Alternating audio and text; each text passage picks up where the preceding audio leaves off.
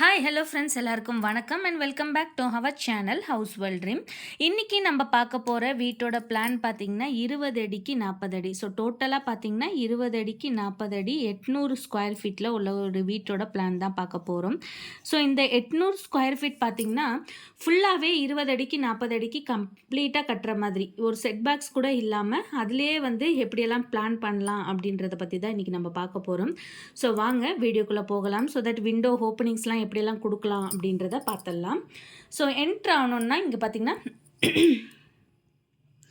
இது பார்த்திங்கன்னா 20 அடி இந்த பக்கம் இருக்குது, இங்கே பார்த்திங்கன்னா 40 அடிங்க.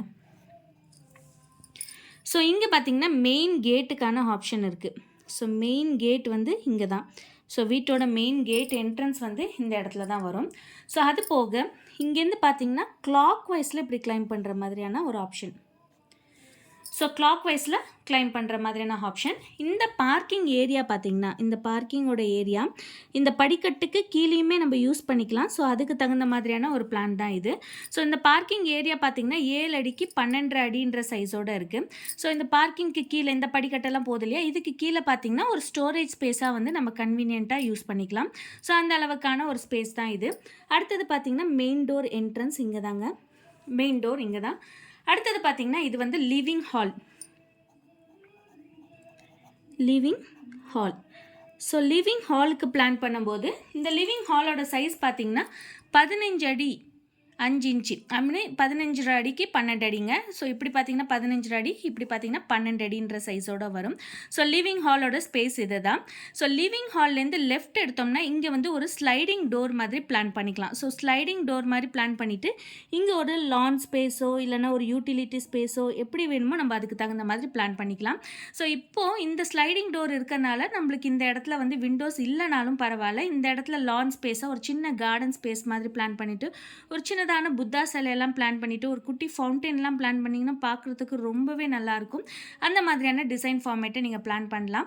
ஸோ இந்த ஸ்லைடிங் டோர் இருக்கிறனால இங்கே விண்டோக்கான ஆப்ஷன் எதுவுமே தேவைப்படாது. ஸோ இந்த அளவுக்கான ஸ்பேஸ் இருந்தாவே போதுமானது. ஸோ அப்படி நம்ம பிளான் பண்ணிக்கலாம்.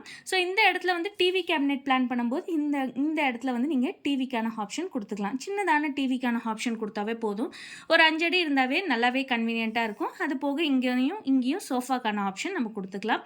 இன்னும் கூட பெட்டரான ஒரு வியூவாக இருக்கும். அடுத்தது பார்த்திங்கன்னா இங்கேருந்து லெஃப்ட் சைடில் இந்த பக்கம் வந்தோம்னா இங்கே ஒரு பெட்ரூம் தான்.